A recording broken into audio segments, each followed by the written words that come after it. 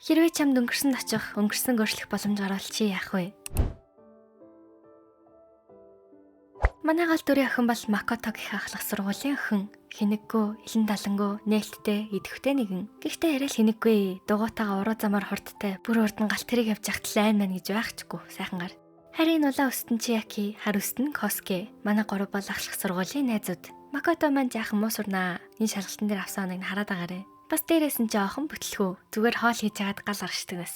Бас зүгээр замаар явж байгаа л нисэж байгаа хөвгөт оногч чинь. Өнөөдөр Макотогийн анги цэвэрлэх ээлж, ангиа цэвэрлж тусдал Чияки Коске хоёр дуудаж гин. Явах гэтэл хураалгасан дэвтрээ өгөхөө марчиж, тэгээд хиймийн танхимд орлоо тавьтал самбар дээр нь цаг хугацаа хинэгч хүлээхгүйгээд битсэн байдаг. Гэтэл арын өрөөнд нь юм унах түжигнэх чимээ гарваа. Макото яваад ортол хинч байсангүй. Өрөөгөр нэг хэсүүчилж яваад улаанаар гэрэлцсэн жижигхэн бөмбөг болдог. Гэтэл нөгөө нь хаанаас ч юм гарч ирээд Макото цочж унахтаа бөмбөгийн тоогоороо зөхөж тэр үед гинтлнүүд нь баах юм үзэгдэх нь тэр. Макото хоёр найзтай энэ тухайлдал нөгөөр нь шалаад байна. Манай гурав кэчбол тоглох дуртай. Зуны амралтаараа яаж аялах тухай, юу хийх тухайгаа ярьж гин. Тэгсэн Коске номын санд битүү хичээлээ хийнэ гэж ас. Харин Чияки явах тухайгаа хэлсэнгүү. Ийм Макотогийн харих цагуулж дугуйгаа унан гэрийн зүг өнөө уруу замаар уруудна. Гал тэрэгний дохиод угарч 4 цагийн хон хангинана. Энэ үед Макотогийн дугуйны торонзон нэвтэрсэн байлаа. Энэ өдөр Макотогийн сүүлчийн өдөр. Цаг хугацаа удаашран амьдралдаа харамсч исэн бүх зүйлээ эргэн бодно. Гэтэл нүдэ нийтл Макото дугуйгаараа нэг эмхтэйг мөргөд унтсан байдیں۔ Яг энэ үед 4 цаг болж гал тэрний дохиод угарч ийн. Макото бүр шок. Энэ бол Макотогийн эгч, уран зураг сэргээдэг хүн. Макото төрөн болсон явдлаа хэлтэл эгч нь цаг хугацаагаар аялч гидیں۔ Тэгснэ бүр нэх хоор зүйл биш. Энэ насн дээр их тохиолдтыг гэж бас юу вэ? Эгчт нь нас тохиолж исэн гинэ. Юу болсон гэсэн? Бүтсэн өдөр өд хүртэл унтаад өнөөдөр юу ч хиймээргүй гэд анзаарсаа орой олцсон байсан гэдیں۔ Гэтэ энэ бол хаяг тохиолдох те. Үгүй юу? Макото өөрийгөө өгсөн гэдгээ сайн мэдчихсэн. Үнэхээр цаг хугацаагаар аялсан бол яаж? Энэний учрыг болохоор орон дээрээсээ өсөрч үзнэ. Даанч болсонгүй. Тэгээд бүр цонхноос өсгөж шүү. Гэтэл дүүн орж ирээд амиа орлох чинь гэж бодоод болгочихно. Тэгээд өөр газар туршиж үзэхэр болж голын дагавх наалуу замаар доош уруу өсөрвэ. Гэтэл Макото цаг хугацааны орон зай гэмэр газарт ирж 1 хоногийн өмнөхрөө буцжээ. Ингээд Макото цаг хугацаагаар аялж чаддгаа мэдэж 1 өдрийн өмнөхрөө аялж дуртай цэгнүүрээ идлээ. Энэ цэгнүүрийн дүү нийцсэн юм байл та. Тэгээ шарандаа идэж байгаа царай.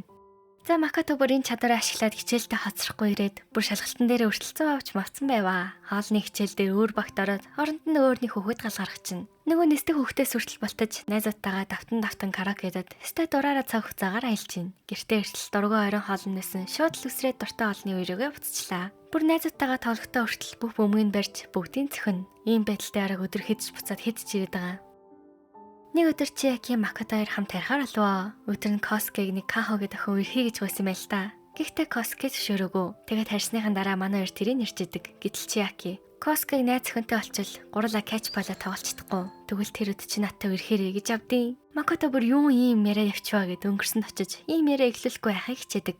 Даанч яаж ч ярианыхаа сэдвийг сэлсэн. Чияки надтай үрхээрээ л гэдэдэг. Макото сүлдээ ганцаараа хараад өглөө. Найзаа гэж боддог гэсэн хүнээс үрхий гэж сонсоод огт төсөөлөхдөггүй эсин энэ хөөрхий Чияки сэтгэлээ бараг илчилж яхад Макото өнгөрсөн дээрээ огт байхгүй зүйл юм шиг болгочдөг.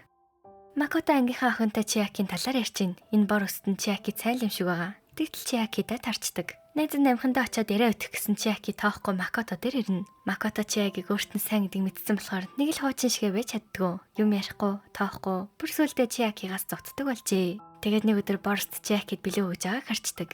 Гэтэл гадаан нэг гар өөрийг нь дээрлэхлээгээд нөгөө дүүлэр нь гал унтраач сатчихдаг. Макото болигтол нөгөө гар нь Макотоогоос олж хоолны хичээл дээр гал гаргасан гэд гал унтрагчаа шидчихтiin. Гэтэл Чияки ордоор нь орж яг мөргөлөх нь Макото өнгөрсөн очиж Чиякийг холдуултал оронд нь бор өс тоногдчихвоо.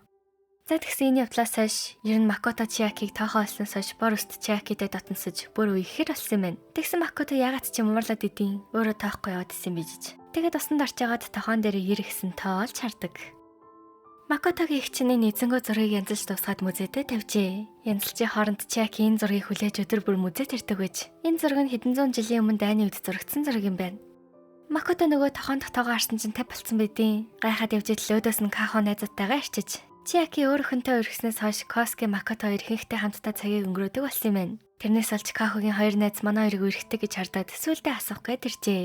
Энэ Кахо нэмээгээсээ Коскегийн талаар сонссоор хагаад харчиж байгаагүй гэж дурлцсан явд доо. Имэн хэвтэрт тэгээ дандаа сайхан сэтгэлтэй хуурж тусалдаг гээл яриад байдаг байсан юм байна. Юутай ч Макото өрхтөггүйгээ элж бас Кахог Кёскэтэй нийлүүлэхээр өнгөрсөн рүү явлаа. Кахо Коскегээс үерхий гэдэг үйлөө буцаж эхний оролдлогоор эмийнхэн талаар яриад Кахог айлгаад бүтлгүүт чинь. Тэгээд дахиад нэг үсэрч өнөө Кахогийн өмнөөс Коскет сайн гэж хэлээд Кахо эцэндээ зогтож бас л фейлд чинь. Тэгээд дахиад нэг үсэрч бүр нисэх хөвгөдөд мөргүүлдэг үе дээрээ ирээд Кахог модон дээр суулгаж Коскег өөрийнхөө оронд мөргөлнө. Ямар ч тачинуудад арга нь бүтсэн бололтой. Харин түүний гарын дотоон 10 болсон байлаа.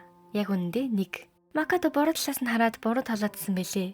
Одоо Макотод цаг хугацаагаар аялах ердөө ганц л удаа үлдсэн. Тэгэхэд Макото энэ бүхний эхлэл болох хэмээн тахимд ирчээ. Дэвтрээ хураалах гээд ирэх үед түүний өмнө хэнийг ирсэн байсан да. Макото төрөлж ирээд хэм болохыг харагчсан байна. Тэгтэл орж ирсэн үн бор өстөдийн. Макото энэ өдөр анги цэвэрлэх ээлжтэй те. Тэрийгэ хийгээг болохоор оронд нь бор өст авчирсан байна. Тэгэд бор өстөөс эрэхтэй хэнийгэнтэй таарсан уу гэж асуудаг. Тэгтэл Макотод Коскегээс өнөөдөр Кахо надаас үерхий гэж асуусан. Атаарах чинь үү? Дугуйг чинь зээллээ шүү гэсэн мессеж ирдэг.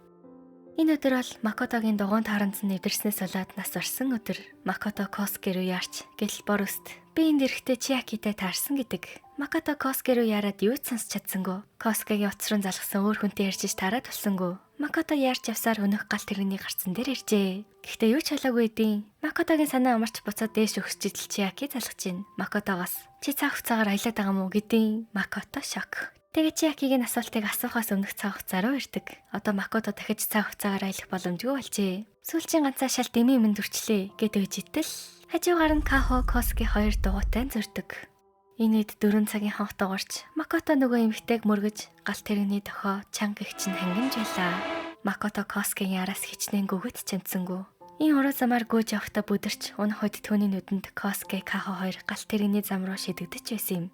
Макото бүх чадлаараа зогсооч гэж ирлэн. Гэтэл Макото гал тэрэгний гарцанд ирсэн үед ботцсон орчлын ертөнцийн цаг хугацаа зогссон байлаа. Харин түүний ард Чиаки Макотогийн эвдэрсэн дугуйтай зогсож байна.